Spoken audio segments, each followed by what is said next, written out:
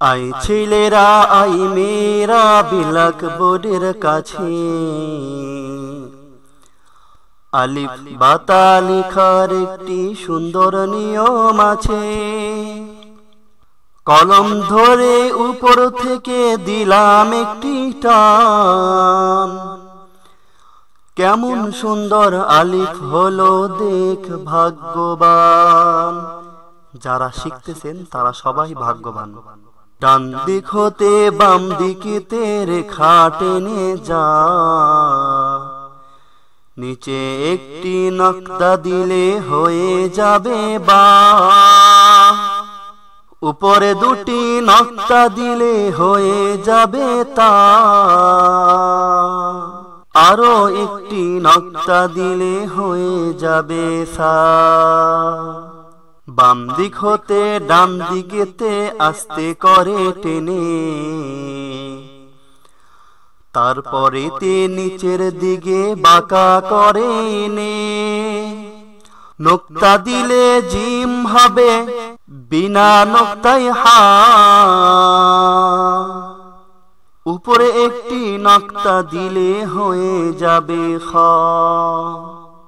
ডান দিক হতে বাম দিকেতে লিখে ফেললাম দাল, উপরে একটি নোক্তা দিলে হয়ে যাবে জাল, উপর থেকে নিচের দিকে লিখে ফেললাম র, উপরে একটি নোক্তা দিলে হয়ে যাবে ঝা। তিন দন্ত লেশটি চিকন নামটি তাহার সিন, উপরে তিনটি নোক্তা দিলে হয়ে যাবে শিন। মাথা মোটা পেটটি ভারী নামটি তাহার সদ, উপরে একটি নোক্তা দিলে হয়ে যাবে বদ। আলিফের নিচে গোল মাথা নামটি তাহার ত, উপরে একটি নোক্তা দিলে হয়ে যাবে জ। চাঁদের মা বুড়ির মতো বসে আছে আইন, উপরে একটি নোক্তা দিলে হয়ে যাবে গাইন। গোল করে মাথা দিয়ে রেখা টেনে যা, উপরে একটি নোক্তা দিলে হয়ে যাবে ফা। গোল করে মাথা দিয়ে দুই নোক্তায় কফ, খালি মাথায় পেঁচ দিলে হয় ছোট কাফ। মাছ ধরার বড়শির মতো দেখা যায় লাম,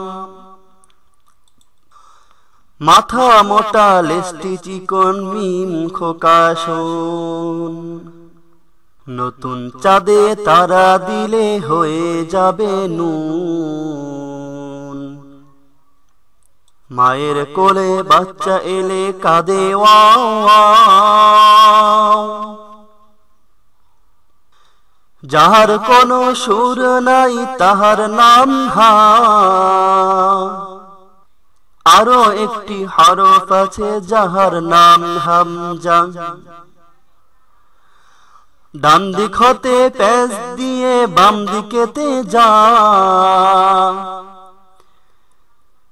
নিচে দুটি নোক্তা দিলে হয়ে যাবে ইয়া। এই পর্যন্ত শেষ করিলাম আলিফ বাতার ছড়া, জীবন ভরে রাখবো মনে ভুলবো না কোমরা। এই পর্যন্ত শেষ করিলাম যাইব এবার ঘরে, আরো অনেক বাকি আছে শেখাবো আমি পরে ইনশাআল্লাহ।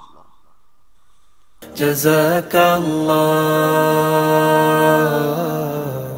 জাযাকাল্লাহ।